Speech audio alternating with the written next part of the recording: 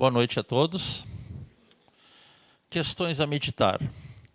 Você dominará sempre as palavras que não disse, entretanto, se subordinará àquelas que pronuncia. Zele pela tranquilidade de sua consciência, sem descurar de sua apresentação exterior. No que se refere à alimentação, é importante recordar a afirmativa dos antigos romanos. Há homens que cavam a sepultura com a própria boca. Tanto quanto possível em qualquer obrigação a cumprir, esteja presente pelo menos 10 minutos antes, no lugar do compromisso a que você deve atender. A inação entorpece qualquer faculdade. O sorriso espontâneo é uma benção atraindo outras bênçãos. Servir além do próprio dever não é bajular, e sim ganhar segurança.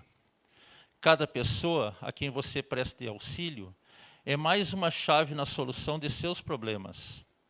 É natural que você faça invejosos, mas não inimigos. Cada boa ação que você pratica é uma luz que você acende em torno dos próprios passos. Quem fala menos ouve melhor, e quem ouve menos aprende mais. Quem ouve melhor aprende mais. Pelo Espírito André Luiz, então, psicografado por Francisco Cândido Xavier, do livro Sinal Verde. Vamos serenar nossos pensamentos, fechar nossos olhos agora. Pedimos a Deus nossa proteção, pedimos a Deus que nos ilumine durante essa exposição doutrinária, para que possamos aprender cada vez mais, evoluindo assim, no nosso plano espiritual, no planejamento que, de uma forma ou de outras, combinamos ao reingressar nessa encarnação, nessa vida. Queremos pedir também a Deus e a Jesus que as pessoas aqui reunidas, assim como os espíritos de luz, nos acompanhem e que todos possam sair daqui com o coração aberto para enfrentarmos o nosso dia a dia em mais uma semana. Que assim seja.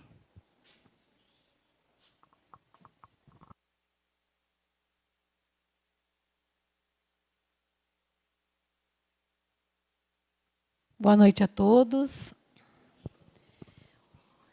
Inspirados na exposição da mãe, a última exposição dela, ela falou sobre a prece do Pai Nosso, que foi uma prece que Jesus nos deixou. E hoje nós vamos falar sobre uma outra prece, a prece que São Francisco nos deixou. Por quê? Vocês podem reparar que os espíritas, no geral, não utilizam em seus encontros, tanto públicos quanto nos grupos de estudos, as preces que a gente chama de prontas, né? Normalmente, nós fazemos preces que vêm na hora, na nossa mente, que nós estamos sentindo. Porém, as preces prontas, elas são de muita importância. Primeiro, porque elas nos ensinaram durante esses anos todos a orar. Elas são tão importantes que próprio Allan Kardec deixou para nós preces espíritas, mostrando como nós devemos orar por alguém que desencarnou, como nós devemos orar por alguém que está doente. Tudo isso como treinamento. E também porque em muitos momentos de desespero, de angústia, nós não conseguimos articular palavras nem mesmo em pensamento. Então, se nós tivermos essas preces prontas, elas vão nos auxiliar neste momento. Mas de nada adianta dizermos palavras que não têm sentido nenhum para nós. Certo? Quem conhece a história de Francisco de Assis, né, que nasceu numa família com um nível socioeconômico relativamente grande, teve uma visão de Jesus que pedia para que ele reerguesse a sua igreja, acreditou que aquilo fosse de forma literal, então construiu uma igreja. Mas, como Francisco de Assis foi sempre ligado à bondade e à caridade, ele acabou tendo vários seguidores. O Espiritismo, ele nos traz que Francisco de Assis é a reencarnação de João Evangelista, que é aquele que esteve ao lado de Maria na crucificação de Jesus. o único dos apóstolos que não se ausentou durante a crucificação, que não se escondeu. E que, inclusive, Jesus dá a ele a responsabilidade de cuidar da sua mãe. E a prece de São Francisco de Assis começa assim: Senhor, fazei-me instrumento de vossa paz. A primeira diferença entre a prece que nós vamos conversar hoje e a prece do Pai Nosso é que a prece do Pai Nosso ela é dirigida ao Pai, a Deus. E a prece de São Francisco ela é dirigida a Jesus, nosso Mestre. Que nós, que já estamos na casa espírita há algum tempo, estudando, sabemos que são entidades diferentes.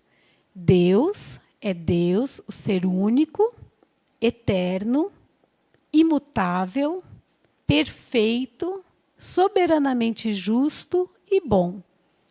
Jesus é um dos seus filhos, como nós o somos, só que já há anos-luz de evolução de nós. Governador do planeta Terra, e que esteve encarnado na Terra, não reencarnado como nós, para que trouxesse a mensagem que essa sim é universal, é de Deus, é divina. Fazei-me instrumento de vossa paz. Se a gente se atesse só à primeira frase da prece de São Francisco, nós já não precisaríamos de mais nada. É como o primeiro mandamento: amar a Deus sobre todas as coisas, e que Jesus complementou, e ao próximo como a si mesmo. Se nós compreendêssemos o primeiro mandamento, se nós praticássemos o primeiro mandamento, nós não precisaríamos dos outros 9. Porque nós não mataríamos, nós não roubaríamos, nós não cobiçaríamos as coisas alheias, nós não iríamos trair, nós amaríamos Deus e ao próximo. Fazei-me instrumento de vossa paz. Muitas vezes, durante toda a história do cristianismo, nós vimos que nós utilizamos Jesus, né, a ideia de Jesus, as lições de Jesus, como instrumentos de guerra, instrumentos de discórdia. Como se, pelo fato de eu ter uma religião diferente, um pensamento diferente, fosse motivo para eu guerrear com meu irmão. Hoje, pode ser que nenhum de nós tire uma espada da bainha para matar o outro. Mas quantos de nós ainda achamos que a nossa verdade deve ser jogada como forma de pedras em cima dos nossos irmãos? A prece de São Francisco, ela tem 4 frases que são bem semelhantes, muda só as palavras. E diz assim, eu não sei se todos conhecem, então eu vou ler. Onde houver ódio, que eu leve o amor. Onde houver ofensa, que eu leve o perdão. Onde houver discórdia, que eu leve a união.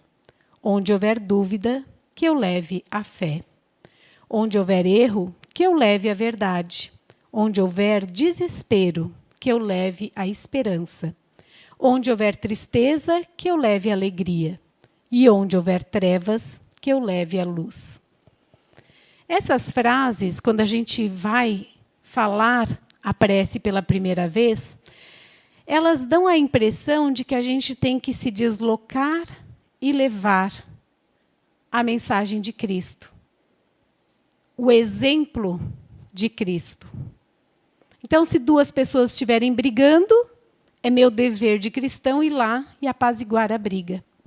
Se alguma pessoa estiver contando uma mentira, uma inverdade, é minha obrigação de cristã ir lá esclarecer o fato. Se alguém estiver triste, eu tenho que fazer com que ele fique feliz. Se alguém tiver alguma dúvida, sou eu a obrigada a esclarecê-lo. Sou eu que devo levar a minha fé a essa pessoa. Se a pessoa estiver nas trevas, é a minha luz que deve iluminá-la. Imaginemos nós, com todos os nossos defeitos, com todas as nossas problemáticas que nós ainda temos, se nós teremos a capacidade de agir hoje como Jesus agiu. Agora, se nós compreendermos essas frases de uma maneira diferente, qual é o local onde existe ódio, que é mais fácil, que é onde eu tenho a capacidade de penetrar sem pedir permissão para ninguém e levar o amor que não seja no meu próprio coração. Então, quando houver ódio no meu coração, quando houver ódio em mim, eu preciso levar o amor, eu preciso tirar a mágoa, tirar o rancor e compreender aquele mandamento de amar ao próximo como a mim mesmo. Quando eu me sentir em discórdia com alguém, eu devo ser aquele que toma a iniciativa para que haja a união entre nós, mesmo que isso leve mais de uma encarnação. Onde houver dúvida, que eu leve a fé. Eu não posso convencer ninguém de que a minha fé é a verdadeira. Eu não posso nem mesmo em casa, nós temos filhos, nós ensinamos aquilo que nós acreditamos, mas eles vão acreditar com a própria mente deles, com a própria razão deles. Agora, a minha dúvida vai ser sanada através do estudo, através da observação, através do raciocínio. Porque se a minha fé for construída com bases sólidas, a dúvida assim vai deixar de existir em mim. Onde houver ofensa, que eu leve o perdão. A gente ainda é tão egoísta que quando a gente pensa por essa ideia que eu estou colocando, a gente já pensa, então, se alguém me ofender, eu tenho que perdoar. Mas e se alguém fizer algo que me leve a ofendê-lo? Porque nem sempre nós somos os ofendidos, muitas vezes nós somos os ofensores. E nós temos que levar o perdão, não apenas para nós mesmos, mas pedir perdão àqueles a quem nos ofendemos. Chegará um momento que nós vamos perdoar antes de ofender. E aí a gente vai saber que deu um passo adiante na evolução. Onde houver erro, que eu leve a verdade. Nós erramos ainda. Nenhum de nós ainda tem condições, condições de caminhar em linha reta, acertando em todas as oportunidades.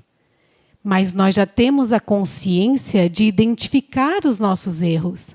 E nós temos as condições, a capacidade e a oportunidade de resgatar aquilo que erramos através da verdade. Onde houver desespero, quantos de nós passamos por épocas da nossa encarnação, não vou dizer da nossa vida, da nossa encarnação, em que nos sentimos desesperados, desesperançosos, nos sentimos abandonados, como se tudo de ruim encontrasse o nosso endereço. E nós não vemos saída, porque nós ainda não temos fé. A esperança e a fé, elas andam muito juntas, porque quem tem fé não perde a esperança. Onde houver tristeza, que eu leve a alegria. Todos nós passamos por épocas tristes. Todos nós passamos por épocas melancólicas. Nós ainda temos aquele sentimento de perda, não necessariamente relacionado à morte. Né? Um filho que viaja, vai morar fora, nós sentimos como se perdêssemos um pedaço da gente. Um emprego que nos é tirado, um relacionamento que termina. E, claro, a morte, que nós ainda, por mais que conversemos sobre ela, por mais que compreendamos que essa não é a única vida, ainda temos esse sentimento de perda. Passamos por épocas tristes e depende de nós trazermos a alegria de volta à nossa própria vida. Compreendendo que a felicidade não é desse mundo, mas que nós não precisamos viver de cabeça baixa, choramingando, para sermos felizes na próxima encarnação. Onde houver trevas, que eu leve a luz. Quando nós tivermos pensamentos ruins, pensamentos que não condizem com o fato de sermos cristãos, vamos mudar. Nós mandamos nos nossos pensamentos. Agora, enquanto nós alimentarmos esses pensamentos ruins, sejam de maldade, sejam de tristeza, como nós falamos, o que vai ser adiante? Qual vai ser a consequência desse tempo em que nós ficamos reféns desses pensamentos? E aí Francisco de Assis diz: ó mestre, fazei que eu procure mais consolar que ser consolado, compreender que ser compreendido, amar que ser amado. Vejam se não é o ensinamento contra o egoísmo. Porque nós ainda somos criaturas que nos sentimos vítimas. Vítimas do outro, vítimas da vida. São os nossos pais que não nos compreendem, são nossos filhos que não nos amam, que são ingratos, é o meu chefe que não me dá valor, e assim por diante. Então ele diz que eu console mais do que eu precise ser consolado, que eu enxergue ao meu lado que o meu irmão sofre e que o sofrimento dele pode ser muito maior do que o meu. Que eu compreenda que o outro também erra, que o outro também tem as suas dificuldades, muito mais do que eu quero que as pessoas compreendam que eu sou assim e sempre serei, que é como nós, infelizmente, talvez não falemos mais, mas agimos. Essa é minha personalidade, quem quiser que me aceite como eu sou, mas a gente não aceita o outro como ele é. Amar que ser amado. Nós ainda procuramos reciprocidade. Eu amo aquele que me ama. Eu sou gentil com aquele que me é gentil. Eu faço coisas boas com aquele que eu acho que merece. Quem amou mais do que foi amado? Quem ama-nos mais do que nós o amamos? Senão, justamente Jesus. Qual o maior exemplo de perdão de alguém que foi condenado e crucificado sem nada ter feito e que nos perdoou na cruz, diante de um sofrimento material que nós mesmos não aguentaríamos. E ele termina assim: pois é dando que se recebe, é perdoando que se é perdoado. E é morrendo que se vive para a vida eterna. Dando que se recebe. Nós já sabemos da lei de causa e efeito. A lei de causa e efeito, ela é para todas as coisas da nossa encarnação. Se eu dou coisas boas, receberei coisas boas. Agora, se eu só dou patada, se eu só dou palavras de maledicência, como é que eu quero receber flores? Se eu planto discórdia, como é que eu quero receber a união? E isso é para todas as horas da nossa vida. É perdoando que se é perdoado. Já disse Jesus na prece do Pai Nosso. Perdoa as minhas dívidas conforme eu perdoar os meus devedores. Eu coloquei a condição de que eu só mereço o perdão se eu aprender a perdoar.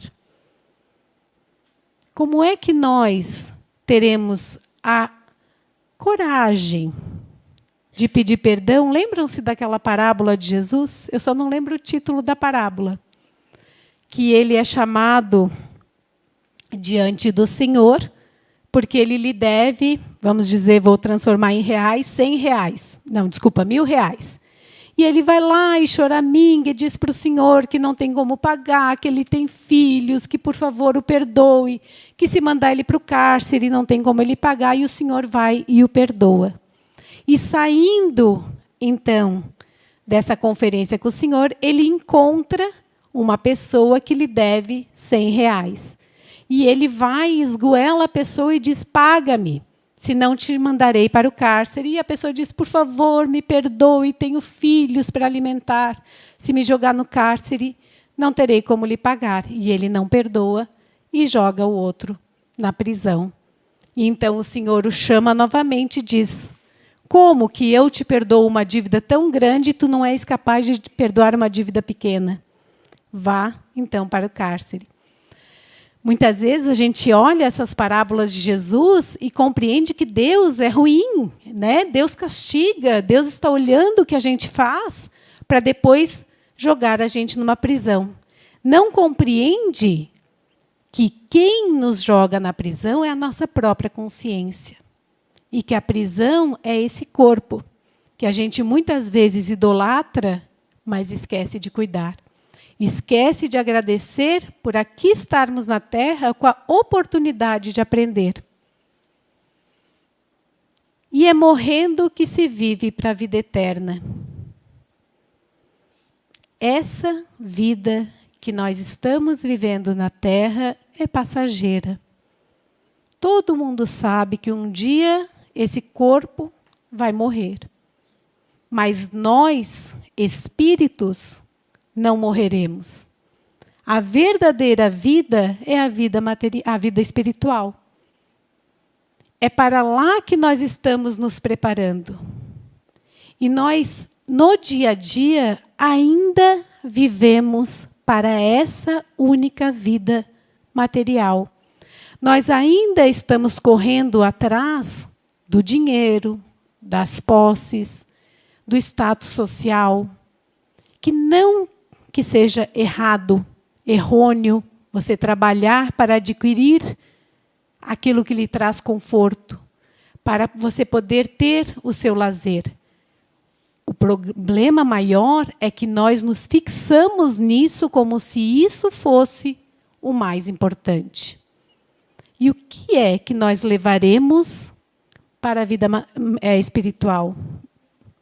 O carro do ano vai ficar aqui. A casa de 3 andares vai ficar aqui.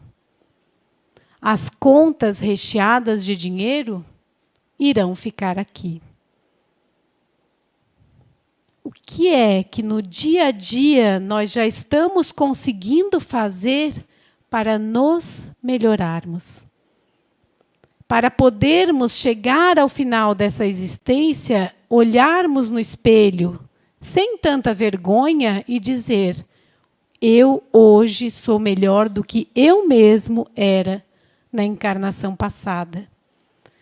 Eu consegui utilizar desta encarnação que Deus me deu para aprender a amar. Isso é um exercício de todo dia. Isso é ser cristão. Ser cristão não é dizer eu acredito em Cristo. Ser cristão é procurar, em cada momento da nossa vida, agir como Cristo agiria. Ainda não conseguimos, mas nós precisamos tentar. Nós precisamos ser cristãos 24 horas por dia, independente se eu estou acordado, independente se eu estou dormindo, independente se eu estou na hora do meu lazer, independente se eu estou de férias, independente se eu estou no meu trabalho, independente de qualquer coisa, nós temos que ser cristãos 24 horas por dia. Hoje, isso é muito trabalhoso. Nós precisamos orar e vigiar. Nós precisamos estar atentos a cada movimento do nosso pensamento, que vai se transformar em ação, que vai se transformar em palavras. Amanhã, esse trabalho vai ser prazeroso. Nós vamos gostar desse esforço de sermos cristãos. Nós vamos almejar por dificuldades maiores para que nos teste a nossa bondade, para que nos teste a nossa capacidade de fazer o bem. Depois de amanhã, que serão muitas encarnações, isso será natural. Não haverá mais o esforço.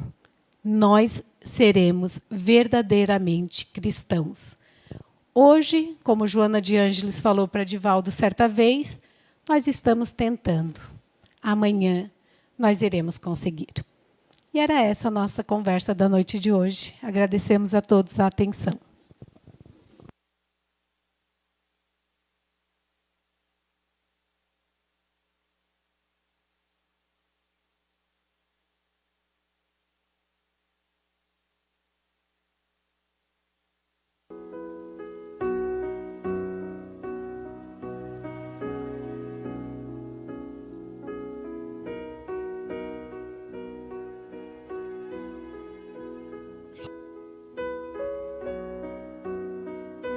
Nós vamos agora ao nosso trabalho de irradiação.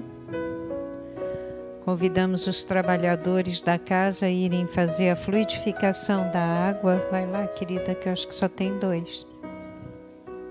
Ah, já foram. Tá. Esse momento, para quem está chegando, é o momento em que nós nos doamos fluidos, para que o mundo espiritual aqui presente possa levar aos nossos irmãozinhos que sofrem. Nossos irmãos que se encontram nos hospitais, nos asilos, na APAI. Irmãos nossos que sofrem às vezes dentro de casa, sem que ninguém fique sabendo. Mas também nós vamos receber auxílio. Porque é como a prece diz, é dando que se recebe. Fechemos nossos olhos, vamos respirando fundo. Vamos nos deixar voar.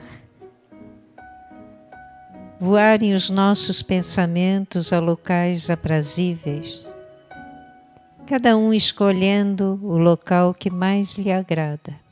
Uma praia, uma montanha, um lago.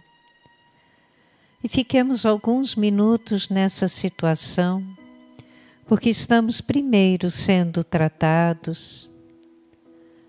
Os irmãos que aqui chegam, espíritos elevados que prepararam esse ambiente para que nós pudéssemos estar bem. Vão tratando as nossas mazelas, a nossa alma, retirando os nossos irmãozinhos que vieram conosco, com todo carinho, pois estão preparados para serem levados às colônias espirituais. Trazem também irmãos nossos sofridos, doentes, que desencarnaram de acidentes, desencarnaram através de doenças sem preparo, para que possam encontrar nesse ambiente o acalanto de uma mãezinha que sussurra em seus ouvidos, dizendo: Jesus nos ama e nos espera com o coração aberto, dizendo: vinde a mim todos vós que sofreis. Vamos continuar nessa situação de respirarmos, deixarmos os nossos pensamentos tranquilos, para que possamos então emanar fluidos de paz, de esperança, de harmonia, que serão levados aos nossos irmãos. Vamos sentir a presença de nossos entes queridos que já partiram, que nessas horas recebem a permissão de virem nos visitar e chegam alegres e felizes, pois se encontram no verdadeiro lar. Ah, Senhor, agradecemos do fundo de nossos corações a oportunidade de nos encontrarmos, de nos reencontrarmos, Pai, nesse ambiente de paz. Agradecemos, Pai, por todos esses irmãos espirituais que aqui vêm, nos amparar, nos sustentar, nos auxiliar, Senhor, a caminharmos aqui na terra, aprendendo sempre, resgatando o nosso passado e colocando em prova o que aprendemos. Agradecemos do fundo de nossos corações, Senhor, por esta casa espírita, que está sempre aberta, nos recebendo com todo carinho e nos trazendo o conhecimento que nos faltava para nos libertarmos do nosso medo e da nossa dor.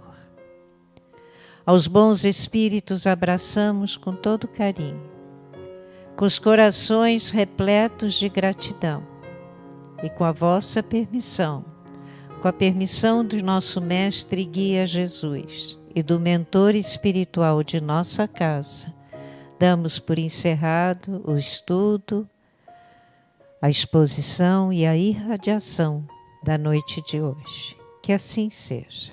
Graças a Deus. Nós vamos agora